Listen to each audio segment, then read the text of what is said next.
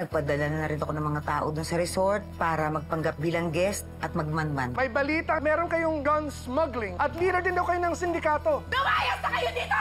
Ano ba ginagawa niyo dyan? How much do you know about Soraya? Saan siya galing before siya naging investor ng resort? Well, aside from being an investor, very little. Nag-request ako sa crime lab na mag-re-examine ng murder weapon. Kailangan kong makumbinsi mo ang mga shareholders na ibenta nila ang mga shares nila sa akin. And for that, I have something for you. Ay, Beshi. Saan ka na ba? Mimiss na kita eh. Yes! Yes! Ano? Yes! Nakakaloka ka naman, nakakagulat ka naman, Babe. Ano ba yun? Babe, tignan mo to.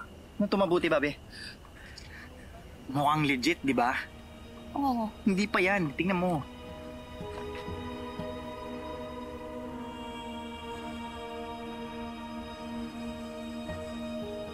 Gumamit lang naman ako ng video editing software para ma-enhance yung video, para ma-increase ko yung resolution, para mas luminaw. Oh my God! Babe! Ito yung Galing, kailangan natin para matulungan si Beshi, di ba? Oh my God! Ang galing-galing mo, Babe! Ang galing!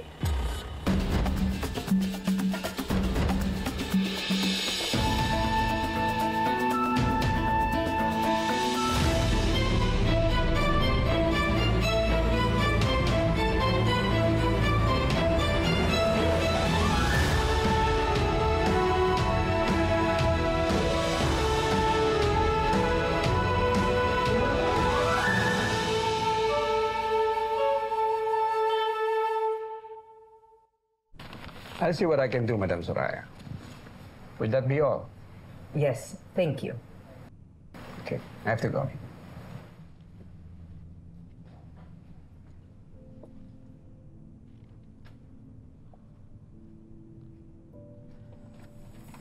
Tita, why is it so important to you na maging member tayo ng board? Dahil pag na-elect na tayo sa board of directors, it will be easier for me to convince them na gawin akong CEO kapalit ni William. At kapag nangyari yun, I am going to strip Matthew and Drew of all their rights. Nang sa ganun, hindi na nila kayang tulungan si Marikit. I like how you think, Tita.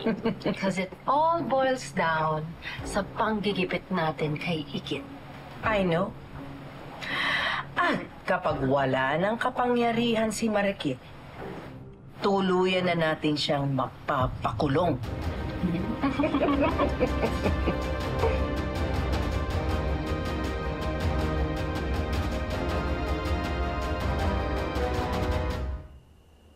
Malu, Kaloy, pasensya na ha. Pasensya na kung hindi ko masabi kung nasaan ako, tsaka kung bibihira lang akong makatawag sa inyo. Alam nyo naman kasi secret lang talaga to eh. Para din naman kasi sa inyo to, para safe kayo, para hindi kayo madamay.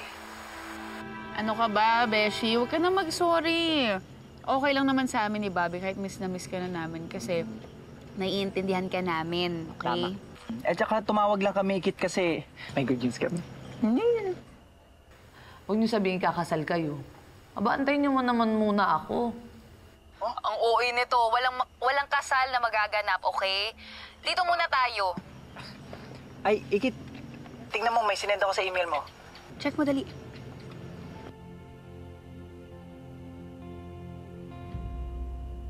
Ano? Ikit, tignan mo yung orasan.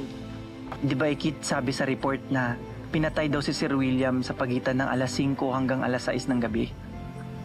Edited yun, Ikit.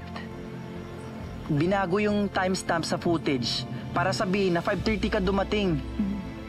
So, ibig sabihin, hindi credible yung footage na ginamit na ebidensya laban sa akin. May magagamit na akong depensa dun sa kaso ko. Magtatanggol ko na yung sarili ko.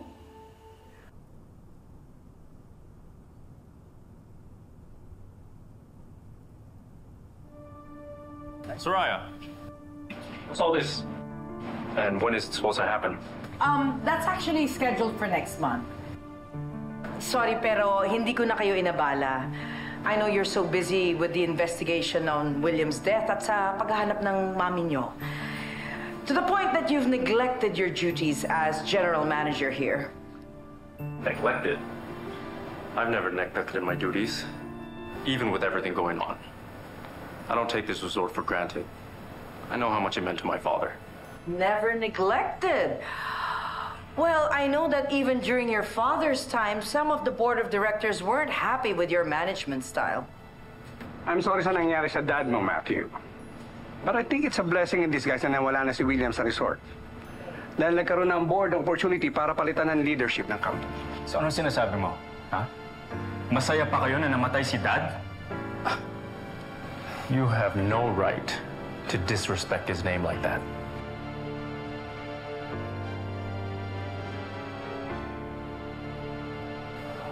Our dad built this place. Kaya wala kang karapatan na insultuhin ang legacy at memory niya. It's all right, Drew. Let's not stoop down to their level. Let's go. Napakayabang. Kaya lang naman siya na-appoint na general manager dahil anak siya ni William. Baka nga dapat ang tawag sa kanya, COO. Child of the owner.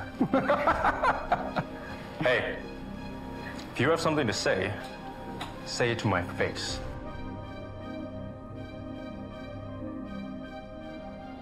Totoo naman ang sinasabi ko. Katulad ka rin ng tatay mo. Pareho kayong walang binatbat.